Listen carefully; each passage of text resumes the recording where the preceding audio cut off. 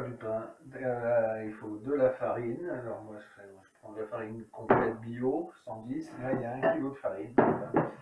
Après du levain. Alors c'est le levain, il se prépare avant. Il faudra que j'explique comment tout à l'heure.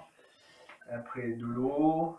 Là il y a 1 demi-litre d'eau et du gros sel. Alors là on met une petite cuillère, une bonne cuillère à café. Voilà. Et même un peu plus. Il y a à peu près 15 grammes de sel. Voilà. On mélange un petit peu.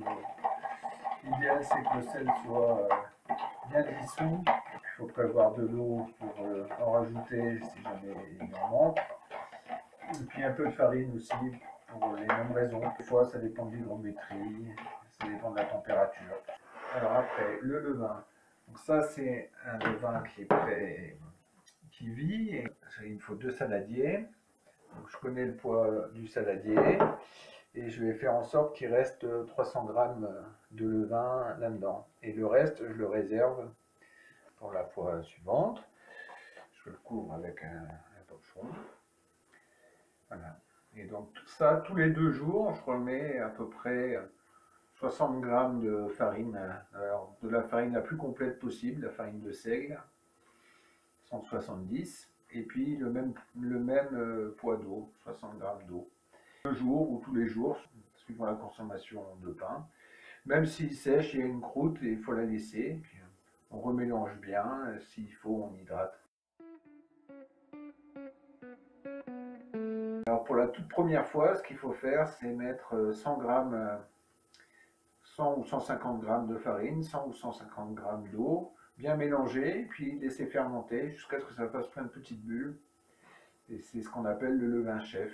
Et après, on nourrit tous les 2 jours jusqu'à ce qu'on ait assez de levain pour pouvoir commencer. Voilà, donc ça, c'est le levain. On prend, vous savez, on mélange bien pour dissoudre le sel au maximum. De sel, tout est dissous. Et je le verse sur... Moi, j'attends un petit peu que tout s'imprègne. Et puis, je vais mixer ça pour que ça soit homogène. Et après, on mélangera avec la farine. C'est parti pour un petit peu de bruit. Voilà, donc le levain, la farine, et c'est parti. Donc, on verse le levain, puis on pétrit. Bien sûr, il faut s'être laver les mains correctement et de faire quelque chose d'homogène. Ben, c'est un peu trop aqueux. Côté de la farine. Voilà. Voilà, et ça, donc on se débrouille pendant une dizaine de minutes. C'est un peu physique. Et le fait de pétrir, ça fait beaucoup de bien. Voilà, on met de l'air dans la boule. Après, chacun fait sa sauce. Moi, j'y vais franco avec les pouces. On va laisser la boule se reposer une dizaine de minutes. On va la reprendre en entier. Et puis, comme si on retournait un ballon. Ça, on fait 2-3 fois. On reprend un peu de farine. On prend du saladier. Je dépose la boule. On va mettre un peu de farine par-dessus. Cette farine qui reste là, on l'intégrera dans le levain demain. Puis on va couvrir, laisser la boule pousser dans un endroit à température constante. L'idéal c'est 24-25 degrés. Souvent on la met pas trop loin du poêle. En gros on va le laisser pousser à peu près 2 heures.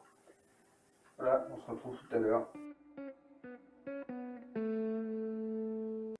Bon alors on se retrouve pour l'étape suivante. 2 heures qui se sont passées, la pâte à lever, dans la panière, sous poudre de farine, la pâte, ça étale bien, je l'aplatis 2-3 fois.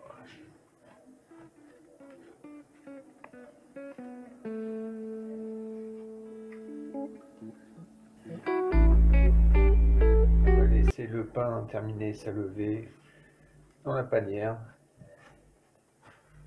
On va le laisser reposer 1 heure et demie, couvert dans un endroit assez chaud si on a, sinon à température ambiante. J'ai préchauffé le four là, à 250 degrés et j'ai mis une grande coupelle d'eau, puis de l'eau sur la lèche frite, comme ça sature complètement en humidité l'intérieur du four. Qui est déjà bien levé. Moi j'ai une plaque silicone, sinon on peut mettre du papier sulfurisé. Donc, je renverse ça sur la plaque. Ensuite, on va faire des stries pas trop profondes.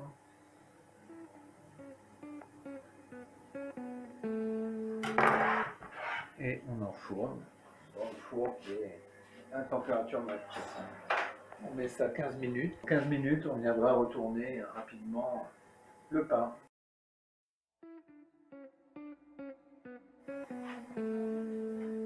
Alors, au bout d'un quart d'heure, on ouvre le four, et puis c'est un peu délicat.